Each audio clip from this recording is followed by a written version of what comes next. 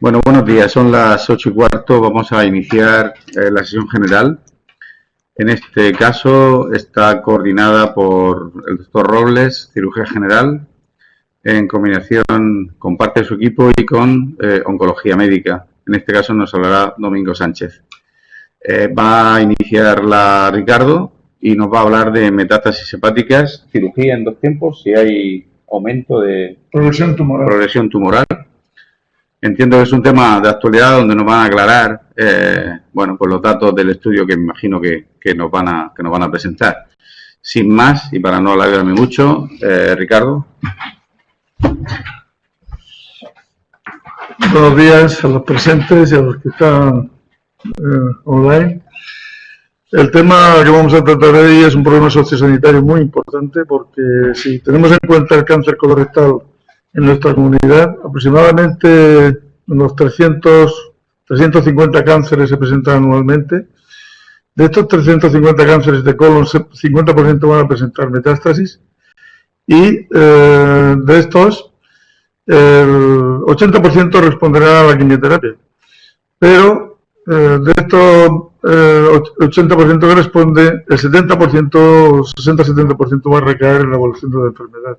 Esto supone que anualmente en nuestra comunidad habrá unos 120 pacientes con progresión tumoral, lo cual supone un problema sociosanitario importante. Voy a hacer una pequeña presentación a este respecto, también dirigida sobre todo a los residentes, a la gente joven que conozca un poco lo que es esto. Hay un modelo de progresión tumoral que es la resistencia hepática en 2 tiempos o la oclusión portal, porque cuando hay oclusión de la porta se produce una progresión tumoral tanto en el lóbulo que se regenera como el que está deportalizado, donde ocluimos la porta, tanto en un sitio como en otro va a haber progresión tumoral, y es un modelo, como he dicho, de esta progresión. Este tema se planteó en el Comité de Tumores Hepáticos, lo hablamos con Miguel Marín y se llegó a esta conclusión para hablar de este tema. Esta situación clínica que ven aquí con una lesión en el lóbulo hepático derecho es una situación sencilla para el paciente porque le quedará un 90%, 80-90% de su hígado original, pero esta situación clínica es diferente. Le va a quedar un 20% de hígado original, menos del 30%, y tendremos que hipertrofiarlo para regenerar. Este enfermo está 10 años libre de enfermedad con esta lesión. Situaciones clínicas como esta, desociadas por oncólogos y por muchos profesionales, pues resulta que es una enfermera de nuestro hospital que está curada con un volumen residual insuficiente, que se hipertrofió, y está 14 años, como digo, trabajando. Y luego hay situaciones clínicas, las cuales hablará el doctor Busadín, metástasis bilorales múltiples, en las cuales pues es necesario también realizar una resección en 2 tiempos. En esta situación clínica hay hechos muy importantes. En el año 2001, René Adán publica el control del papel de la neoadyuvancia para el control inicial de la enfermedad. Es decir, hay que dar primero la quimioterapia para controlar la enfermedad, y la quimioterapia es fundamental tanto adyuvante como neoadyuvante. También se habló por René Adán en el año 2004, este paper en Annals tiene mucha importancia porque cuando hay progresión tumoral no se debe intervenir a estos pacientes. Hay que controlar primero la enfermedad para luego actuar y resecar la enfermedad, pero la cirugía, que es lo que realmente va a curar, y luego pues ya en los últimos años el papel de la progresión tumoral con todos los estudios.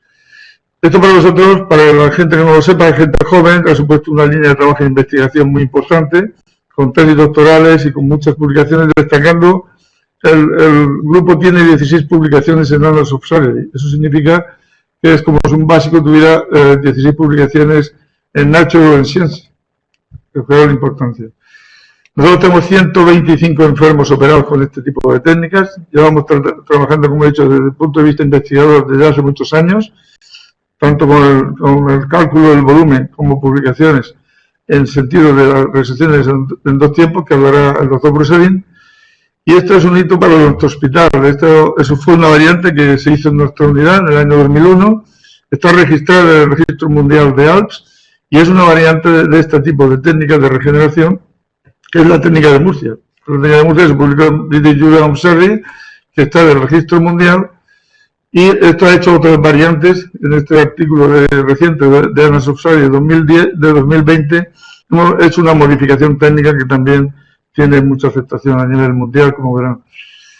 En el año 2013 nos concedieron una beca FIS, ya se ha publicado la primera parte, que será la tesis del doctor Álvaro Navarro, en Annals of Surgery este mismo año, sobre regeneración, y lo que va a hablar la doctora Gómez, también es otra parte de este proyecto de investigación en el que hay evidencias de que hay el efecto de la oclusión portal, tanto en oclusión portal como en dos tiempos hay progresión tumoral. Este es el registro mundial donde Murcia está registrada como esta variante, que es la primera que se hizo de esta técnica ALPS, y ha permitido que el grupo, el Hospital de la Resaca, esté en cabeza dentro de estos tipos de técnicas, siendo el segundo hospital del mundo actualmente de este tipo de técnicas.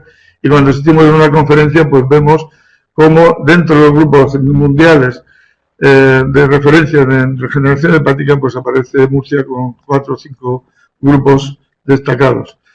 Yo agradecer al Comité de Tumores Hepáticos, a todos los que participan desde la primaria hasta oncología, radioterapia, anestesia, etcétera, la ayuda que nos soportan para este tipo de pacientes. Y nada, sin más dilación, vamos a empezar ya con el oncólogo. Doctor Domingo Sánchez. ¿Es este? Sí, ya me cargo. Va. A ver, buenos días. Probando las cosas técnicas, no sé si se ven. Bueno, en primer lugar, presentarme, yo soy el doctor Sánchez, residente de cuarto año de oncología aquí en el Luis de la Resaca. En primer lugar, agradecer al doctor Miguel Marín, que es un poco el coordinador de la parte de esta sesión y que me ha invitado a participar en ella. Y bueno, a todos los compañeros que estén viéndola, cirujanos, oncólogos y espero que muchos más. Vamos a hablar nosotros de una cosa, bueno, la vamos a intentar hacer lo más sencilla posible, es el tratamiento de la metástasis hepática en cáncer colorectal y un poco el papel que tiene el oncólogo, un poco como director de los pasos que se deben de dar y de esa organización general del planteamiento de este tipo de pacientes. El planteamiento de la sesión quiero hacer una breve introducción, explicar el nuevo escenario en el tratamiento del cáncer colorectal metastásico y luego parcelar el tipo de pacientes que nos vamos a encontrar, aquellos con una enfermedad resecable, aquellos con una enfermedad potencialmente resecable y luego directamente el de irresecable. Y hablar unas pinceladas de qué hay de futuro en este tema. Bueno, lo que ha dicho el doctor Ricardo Robles, el cáncer de colon es importante por su frecuencia y su prevalencia. Hablamos que será el tumor diagnosticado con más frecuencia en este 2020 y la incidencia está aumentando. Esto es así porque se están cambiando un poco las reglas del juego. Hablamos que la supervivencia global a lo largo de los últimos años ha pasado de 6 a más de 30 meses. Esto es debido así por una mejoría en las técnicas quirúrgicas, como hemos visto, también por la mejora y optimización de los tratamientos sistémicos que se ofrecen a estos pacientes y al final yo creo que por un trabajo en equipo, en equipo que se hace a partir de un comité multidisciplinar. Esto ha hecho pues este nuevo escenario, un 20 o un 30% de los pacientes son metastásicos al diagnóstico, pero hasta un 50% lo tendrán a lo largo de su evolución. La resección de la enfermedad metastásica limitada al hígado o pulmones es un tratamiento actualmente pues que está a la orden del día y que intentamos que todos los pacientes que se puedan beneficiar lo tengan. En este sentido hablamos, bueno, que un 20% son resecables al inicio y un 15 o un 30% lo pueden ser adicional si utilizamos tratamientos oncológicos como lo estamos utilizando. Esto al final, ¿qué ocurre? Pues hablamos de una supervivencia global a 5 años de hasta un 20 o 50% de estos pacientes. Al final, ese abordaje multidisciplinar, ¿qué es lo que lleva a cabo? Bueno, pues intenta definir si esa enfermedad es resecable o no de inicio, si puede ser resecable después de la administración de un tratamiento sistémico. Nos encargamos de intentar seleccionar los pacientes que tengan una mayor probabilidad de beneficio con las terapias tanto sistémicas como locales y hacer un abordaje del tumor primario a la vez con la metástasis. ¿Qué ha pasado actualmente en el mundo de la oncología? Bueno, ha habido un cambio de paradigma brutal. Hablamos que es la era de la biología molecular y la existencia de biomarcadores. Por eso muchas veces los oncólogos, cuando nos dicen, bueno, es que estamos hablando de un cáncer. Y bueno, sí, un cáncer de colon, pero necesitamos más información. Nosotros para ponernos a trabajar hoy en día no es suficiente con la existencia de cáncer de colon. Tenemos que estudiar una serie de mutaciones que tienen esas células para ir hacia terapias dirigidas que tengan mayor efecto. Un poco así por encima, bueno, pues las vías principalmente que estudiamos son las vías KRAS, NRAS y BRAF, de una manera muy somera. Principalmente son estos tres tipos o subtipos inmunohistoquímicos que nos interesa estudiar. La vía RAS, únicamente comentar que hay evidencia, hay bastantes estudios donde dicen que unas terapias dirigidas, como son cetuximab, panitumumab, tienen efectividad con esos pacientes. Hablar de la vía BRAF, esta ahora se ha puesto un poco también más de moda, el tipo de mutación que tenía Pau Donnet de jarabe de palo, y bueno, es una mutación, la más frecuente es la V600E, que hablamos de un 8 o un 12% de los pacientes, pero se ha visto que es un claro marcador pronóstico negativo, ¿vale? Y por último, comentaros una cosa de inestabilidad de microsatélites. Sí que es verdad que es también un porcentaje muy pequeño, del 4 o 8% de los pacientes con cáncer de colon metastásico, pero es aquí donde parece que se está viendo un halo de esperanza con la inmunoterapia. Y ahora también haremos un par de diapositivas al respecto. En definitiva, nosotros tradicionalmente tratábamos el cáncer de colon según la localización anatómica, en colon derecho o colon izquierdo, pero hoy en día, gracias a este estudio importante que se llevó a cabo el doctor Dietman, vio que esa clasificación tradicional anatómica tenía su correspondencia con la clasificación molecular y como un perfil de pacientes, que en este caso el colon izquierdo que tiene un mejor pronóstico, se correspondían con esa clasificación molecular. En definitiva, muchos marcadores, más marcadores que se están estudiando y que se están probando y que estamos empezando a tener evidencia científica en base a estudios. Y bueno, simplemente comentar otros que ya están empezando a utilizarse en la práctica clínica, como son el ER2 y el ER3, que luego también comentaremos brevemente. En definitiva, este va a ser un poco el planteamiento general de la charla. Va a ser utilizar la guía EMO para el tratamiento del cáncer colorectal metastásico y ir un poco parcelando aquellos escenarios que nos podemos encontrar. En primer lugar, la enfermedad resecable. ¿Cuál es el objetivo del tratamiento con la enfermedad resecable? Pues bueno, el objetivo primario es hacer una resección R0 y una curación. En este momento actual tenemos dos opciones de tratamiento, una cirugía de entrada o una quimio perioperatoria. Hay que resaltar que aquellos pacientes que no han recibido una quimioterapia perioperatoria no hay evidencia suficiente para posteriormente hacer un tratamiento adyuvante. Eso es importante. Porque al final, ¿qué nos tenemos? Tenemos una serie de pacientes que tenemos que valorar si el mejor tratamiento es realizar una resección o no. Entonces, para eso debemos conocer ese tipo de pacientes y sobre todo clasificarlo en base a unos factores pronósticos. Aquí veis estas dos escalas, que son, bueno, la tradicional, la escala de Font, y una más actualizada, que es la escala de Marconi. Al final lo que intentaban es clasificar a esos pacientes que van a ser subsidiarios de recibir una resección o bien un planteamiento con quimioterapia para enfocar su tratamiento.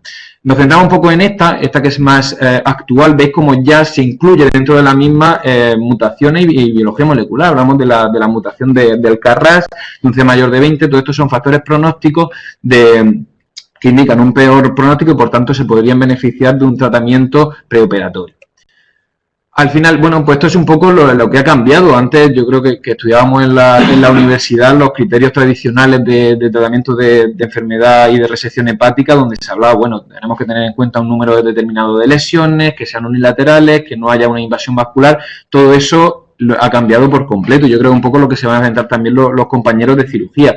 Ahora mismo no hay un límite en el número de lesiones hepáticas, no hay un límite en la distribución y bueno, yo creo que esto es lo que ha hecho en definitiva el cambio de paradigma también en el abordaje de la cirugía hepática. Un poco comentar esa quimioterapia neoadyuvante que hemos hablado. Bueno, pues el objetivo también es eso, disminuir el tamaño de las metástasis, facilitando posteriormente la resección por parte del equipo quirúrgico. Comentar que la quimioterapia es mejor tolerada antes de la cirugía hepática. También tenemos la intención de tratar la enfermedad micrometastásica y también tenemos la capacidad de ver la tolerancia y la quimiosensibilidad al tratamiento. Al final, el objetivo, identificar a los pacientes que se van a beneficiar de esta cirugía. Este en el caso de la neoadyuvancia, pero también tenemos la posibilidad de dar una quimioterapia perioperatoria. ¿Qué evidencia hay al respecto? Bueno, pues mostrar únicamente estos dos estudios de forma muy somera. Es el estudio EPOC y el New EPOC, donde se hace una aleatorización a recibir la quimioterapia perioperatoria 3 meses antes y 3 meses después. El estudio EPOC sí que revela que hay una supervivencia libre de progresión a 3 años estadísticamente significativa, de acuerdo, con una mejoría en esta supervivencia libre de progresión. Si bien el New EPOC, donde además utiliza una terapia dirigida, como es un anti-EGFR, que es el cetuximab, se ha visto que es deleterio. O sea que por ahora tenemos que la perioperatoria puede ser una alternativa adecuada, pero sin la utilización de un anti-EGFR, porque hemos visto que es deleterio en este estudio el NIO-EPOC. ¿Qué pasa cuando son resecables pero pacientes no son candidatos a cirugía? Bueno, pues tenemos otras opciones. Aquí simplemente resaltar la importancia también que está cogiendo, por el comentado también el doctor Robles, la importancia que también tiene la oncología radioterápica en este campo y cómo la SBRT es una buena opción para estos casos. Centrándonos un poco en la enfermedad potencialmente resecable, pues comentar el hecho de que al final, bueno, pues lo que se trata es de intentar realizar una terapia de conversión, dar un tratamiento sistémico para convertir un paciente inicialmente resecable en resecable. La supervivencia es discretamente peor, aquellos que son resecables de inicio. Pero bueno, la terapia sistémica puede tener un valor pronóstico muy importante y condicionarnos el resultado de posteriores acciones con el paciente. ¿Qué es importante y creo que es una cosa clave que debemos tener aquí? Pues que hay que hacer una reevaluación precoz. Se puede primero a los 2 meses de tratamiento y si no a los 4 meses. ¿Esto el por qué? Bueno, pues que al final nosotros estamos utilizando tratamientos que son tóxicos y al final tenemos que tener sentido que si está recibiendo una quimioterapia y está siendo efectiva en un tiempo precoz, la intención es evitarle toxicidad, evitar una toxicidad al hígado, que luego el doctor Prusadín nos comentará un poco alguna imagen de un hígado después de darle quimioterapia, porque precisamente pues pasan estos problemas. La utilización de tratamientos como basados en esquemas como el irinotecan pueden producir estatohepatitis y aquellos con platino pues una dilatación sinusoidal. Y luego puede complicar el resultado pues de los tratamientos y de los resultados quirúrgicos. Comentar aquí también que la cirugía debe realizarse cuando el paciente se haya recuperado de esa toxicidad. Muchas veces dejamos un tiempo prudencial después de la administración de cierto tratamiento, 4 semanas en el caso del cetuximab y 5 semanas en el caso de bevacizumab, y esa cirugía debe realizarse en principio cuando las metástasis se hayan hecho resecables. En un principio nuestro objetivo es claro, o sea, deben resecarse todas las lesiones. Ya hablarán un poco de las técnicas que se pueden utilizar para ellas y luego plantear opciones en el caso de que no sea así posible. Si no son resecables por localización, hay que utilizar otras técnicas como radiofrecuencia o la SBRT anteriormente comentada. Si la respuesta es completa a la quimioterapia, tenemos que hacer una resección de donde estaba el lugar anatómico de la misma, y se ha visto que la cirugía de debulking no aumenta la supervivencia. Por tanto, ahí ya nos tocaría valorar un cambio de tratamiento y un cambio de esquema al respecto. En definitiva, hay muchísimas líneas de quimioterapia, hay evidencia para las mismas, pero quiero resaltar estos dos que he señalado en un recuadro, como esquemas más potentes. Hablamos, por ejemplo, de folfoxiri, que tiene hasta tres tratamientos dentro de ese esquema, pues hacen una radios de resección, una posibilidad de resección que pues aumenta del 49 hasta un 23%. O sea, se ve que regímenes más potentes hacen que la metástasis disminuye y por tanto las tasas de resección sean mejores. Y luego ya, de una manera muy somera, ¿qué pasa cuando ese enfermo ya no es resecable? ¿Vale? Ahí ya entramos un poco en la parte que más lidera el oncólogo y que tenemos un poco este esquema rápido. Hablamos cuando una enfermedad es metastásica y resecable, bueno, pues seguimos teniendo en cuenta esa localización anatómica para un poco condicionar el tratamiento. Hablamos de los tumores en el lado derecho, en el colon derecho o en el colon izquierdo. Y un poco ahí como la biología molecular tiene su función y utilizamos y añadimos terapias diana a esos regímenes de quimioterapia. En definitiva, ¿qué queremos hablar con esta enfermedad resecable? Bueno, pues la secuencia de tratamiento tenemos que entender cuál va a ser el objetivo del tratamiento, valorar la comorbilidad del paciente, tener en cuenta esa localización anatómica, como hemos ido diciendo, y ese perfil molecular que ahora mismo en la oncología de hoy día es impensable no disponer de ello. Esto es una línea muy rápida. Bueno, pues son todos los fármacos y drogas que nosotros tenemos en diferentes líneas de tratamiento. Es importante resaltar, porque aunque parezca que haya muchas líneas de tratamiento, nosotros el principal beneficio los tenemos en las primeras. Si os veis, he puesto aquí aquellas que utilizamos a partir de la tercera línea, donde la evidencia únicamente ve que el aumento de supervivencia es a pocos meses y, por tanto, todo lo que tenemos que intentar hacer es en la mejor manera en las primeras líneas. Comentar, bueno, pues la inmunoterapia, como hemos dicho, en esa primera línea, en aquellos que tienen inestabilidad de microsatélite.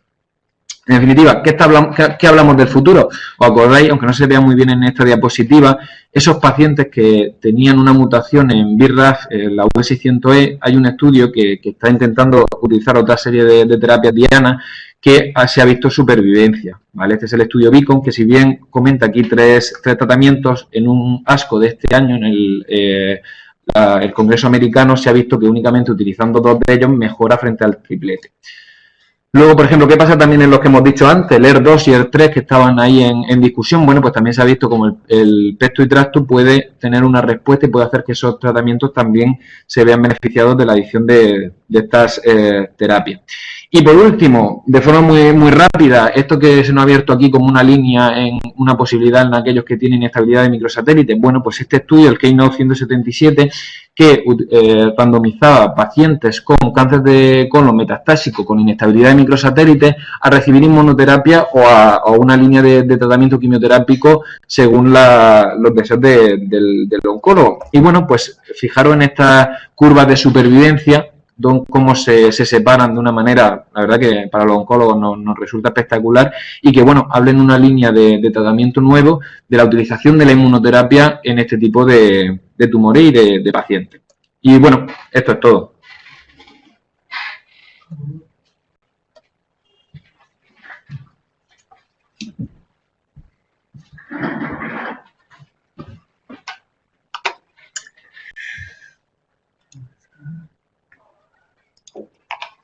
Bueno, buenos días a todos. Yo soy Roberto Brusadín, del equipo de cirugía hepática, y voy a empezar con una diapositiva que ha utilizado Domingo al principio, porque yo me voy a centrar en un escenario muy concreto, que es, desde el punto de vista quirúrgico, el tratamiento de la enfermedad potencialmente resecable.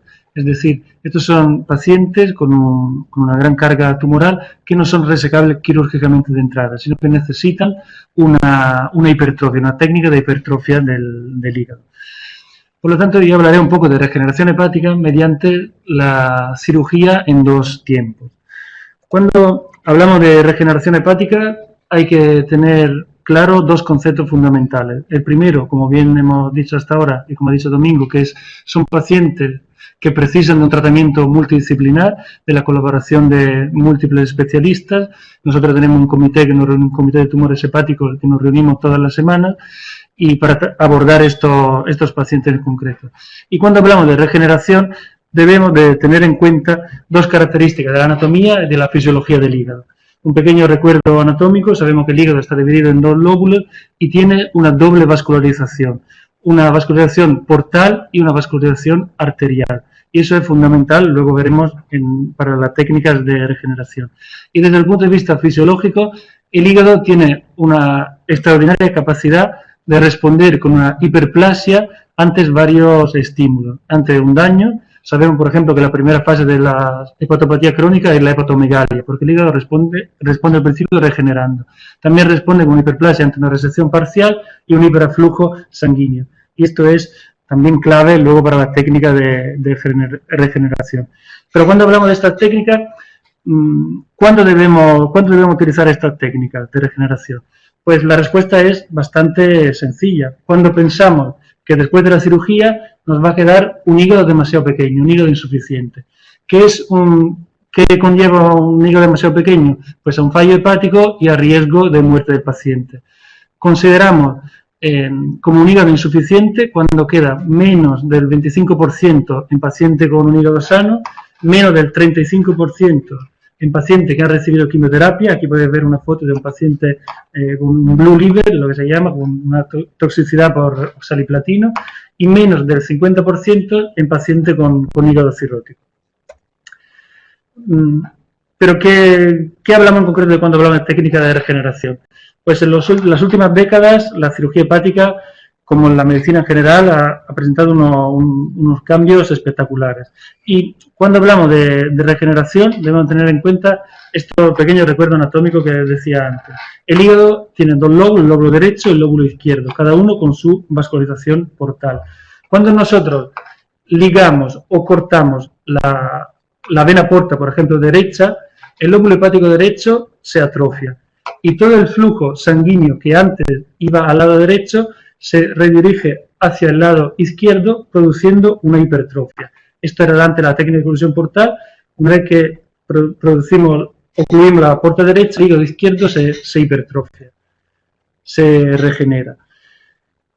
Teniendo en cuenta estos factores, se han desarrollado varias técnicas que se dividen en técnicas clásicas y técnicas rápidas.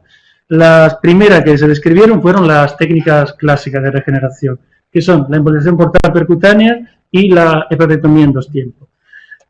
La embolización portal percutánea es un procedimiento que hacen los radiólogos intervencionistas, hacen un abordaje portal percutáneo con ecografía, canalizan la vena porta, ocluyen, veis por ejemplo aquí la vena porta derecha, todo el flujo se dirige hacia la vena porta izquierda, el lóbulo hepático izquierdo, y eso produce una hipertrofia del lóbulo hepático izquierdo.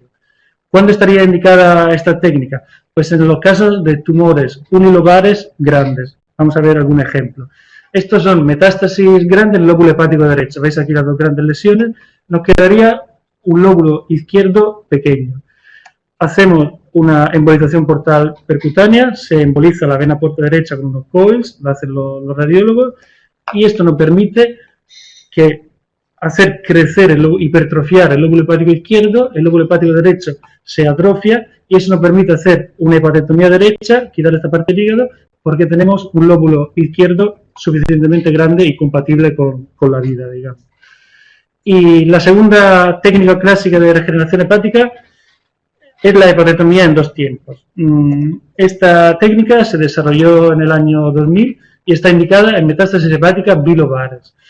¿En qué consiste esta técnica? Pues este sería un poco el escenario típico. Enfermedad bilobar, lo de arriba sería la primera cirugía. En la primera intervención lo que hacemos es, digamos, entre comillas, limpiar el lóbulo hepático izquierdo, resecar la metástasis del lóbulo hepático izquierdo y ocluir la vena porta derecha. Cortamos, digamos, la vena porta derecha. Todo el flujo portal se redirige hacia el lado izquierdo y eso produce una hipertrofia del lóbulo hepático izquierdo, ya sin lesiones, que le dieron que dar en la primera parte, la primera cirugía, y una atrofia del lóbulo hepático derecho.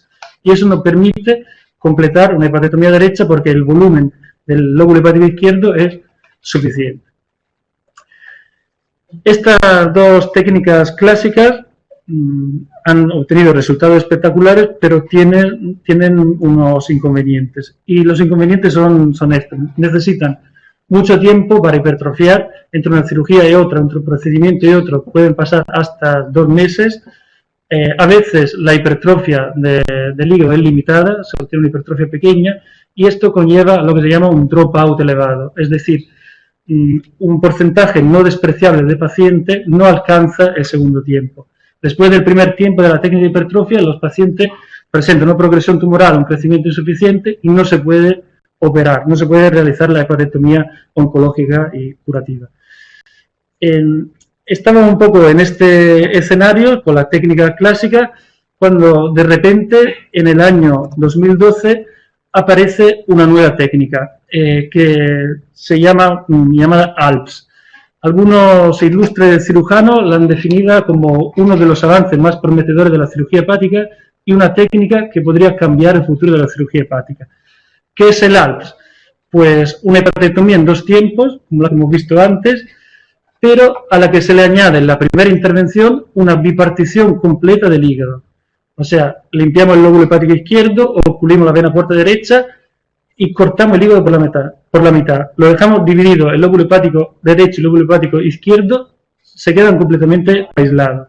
Eso permite unos resultados espectaculares. Un 74% de hipertrofia, cuando antes con la técnica clásica era alrededor del 40%, y pasamos de un tiempo que necesitaba antes para crecer, que era de 2 meses, pasamos a 9 días. Por lo tanto, tenemos con esta nueva técnica una resecabilidad del 100%. Pero esta técnica también tiene unos inconvenientes muy importantes, porque tiene una morbilidad del 60%, la técnica ALPS, y una mortalidad del 12%.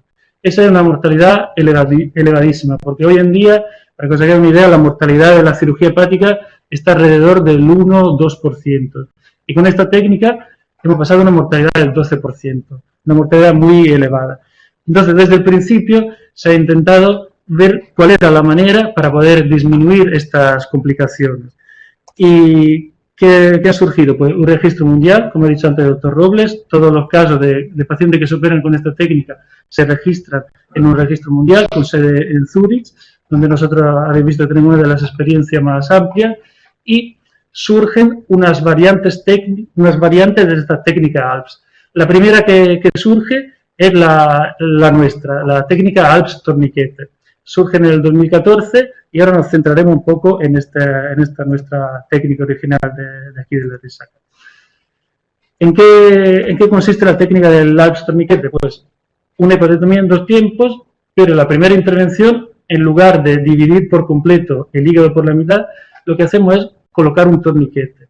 De esta manera, ligar la vena porta derecha y colocar un torniquete. De esta manera, el lóbulo hepático derecho e izquierdo quedan también completamente aislados y eso permite una menor agresividad en la primera intervención, obtener mucho menos complicaciones y menos mortalidad y obtener la misma hipertrofia. Vamos a ver algunos casos en concreto. ¿Cuándo estaría indicada esta técnica del ALPS torniquete? Por ejemplo, en casos como este, hemos visto también, el doctor Robert Santos ha puesto unas imágenes, una lesión tumoral y un lóbulo hepático izquierdo muy pequeño. Este paciente tiene una carga tumoral muy elevada y necesita una hipertrofia rápida y efectiva. Y aquí la técnica ALPS estaría claramente indicada. Esto es un caso similar, un tumor enorme, un lóbulo hepático izquierdo muy pequeño, o casos de metástasis hepáticas bilobares, no sé si se ve aquí. No, bueno, casos de metástasis hepáticas bilobares con elevada carga tumoral. Y si nos centramos en los detalles técnicos, pues esto sería un poco nuestra técnica del ALPS torniquete. ¿Veis? Se coloca en la primera intervención un torniquete dividiendo el lóbulo hepático izquierdo y derecho. Aquí es un poco la misma imagen en un TAC donde se ve la línea de isquemia producida por el torniquete. O si nos centramos en una reconstrucción 3D, que hoy en día estamos utilizando mucho, esto sería el esquema. Quedarían, después de la primera intervención, la metástasis del lóbulo hepático derecho, esta línea de isquemia producida por el torniquete, y el lóbulo hepático izquierdo con un cierto grado de hipertrofia y manteniendo su vascularización portal. ¿Qué resultados hemos obtenido con nuestra técnica? Pues la mayoría de los pacientes que hemos operado con el ALPS torniquete son pacientes con metástasis hepática y cáncer colorectal, 46 casos de 63 en total, y los resultados, como comentaba antes, son buenos en el sentido de una hipertrofia marcada, un 80% de hipertrofia, con una tasa de complicaciones más baja, comparado con la técnica ALPS clásica. Estaríamos hablando del 21% de la primera intervención, con una mortalidad del 0% después de la primera intervención y del 2% después de la segunda intervención. Una mortalidad más acorde con la mortalidad en general de la cirugía hepática. Y también luego hemos comparado nuestra experiencia con el two-stage clásico y con el ALPS, donde se ha puesto, las conclusiones son que con el ALPS la resecabilidad era del 100%, comparado con la resecabilidad inferior del two-stage, por lo tanto demostrando un poco la eficacia de esta técnica. En resumen, pues podemos concluir que las técnicas de regeneración se usan para casos potencialmente resecables ante una falta de volumen hepático. La embolización portal percutánea estaría indicada en casos de lesiones unilobares. La hepatectomía en 2 tiempos está indicada en metástasis bilobares y la técnica ALPS permite una regeneración mucho más rápida que la técnica clásica y nuestra variante, la técnica ALPS torniquete, obtiene una regeneración rápida pero con menos complicaciones. Y ahora Paula Gómez hablará un poco de la progresión tumoral con la técnica de regeneración.